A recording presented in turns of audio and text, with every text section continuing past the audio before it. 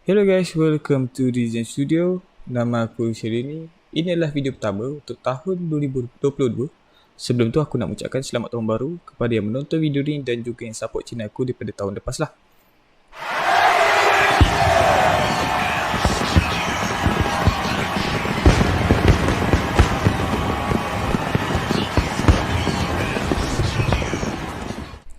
Untuk video kali ni, aku akan nak ajar korang macam mana korang nak fix korang punya model, iaitu macam mana korang nak tampal korang punya model daripada teropong-teropong dengan gunakan satu plugin ini yang bernama Fixit 101. Sekejap lagi aku akan tunjuk apa function dia. Jom, let's go.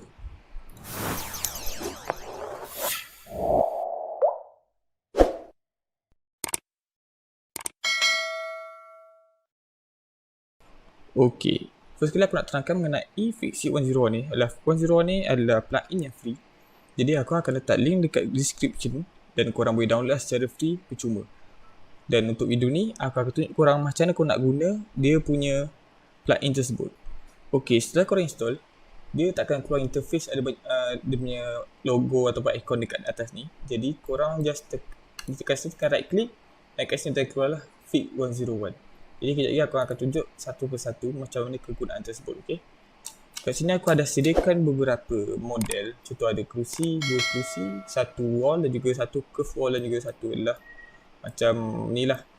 Panggil tu lapisan volume dekat tanah. Okey. Jadi macam ni aku nak tunjuk korang kegunaan Fixit 101 tu. Contoh kat sini ada model yang pertama ni. Iaitu korang nampak ni. Ada lopong-lopong ni. Macam mana korang nak fix dia, okey? Korang dah bila lepas korang install tu, korang just tekan ni, right click dan korang tekan Fixit 101. Korang tunggu kejap, dia dah settle masalah korang. Nampak ni, dia settlekan apa benda korang punya masalah dekat korang punya model. Jadi korang tekan OK dan korang boleh color lah korang punya model ni macam mana. Korang just pilih color yang sama and then korang color sajalah. Jadi dah settle. OK, masalah korang untuk settlekan masalah kerusi sofa ni.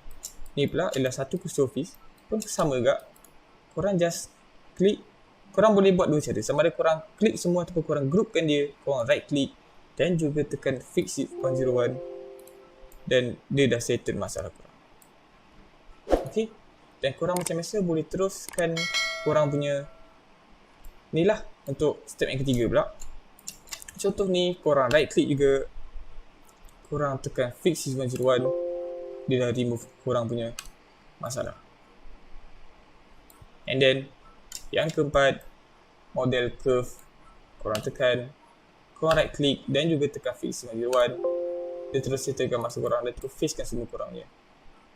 Korang punya ni, nama dia curve yang tadi dah berlopong-lopong tu. Okay guys.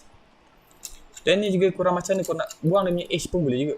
Macam kat sini kan. Contoh macam kalau korang nak delete sini satu-satu kan. Korang delete satu-satu, delete. Jadi kat sini, masalah korang akan selesai dengan tekan one click saja. Korang just tekan right click and then korang tekan Fixit 101. Masalah korang dah settle. Kat sini aku nak tunjuk korang lagi satu. Aku cuba tunjuk ni cuba model yang dah siap kan. Aku akan buat satu. Sini tekan ini. Pastikan dia bersambung macam ni. Bersambung. And then bersambung sini. Okay guys. Okay, try Aku push saja. Push. Aku push.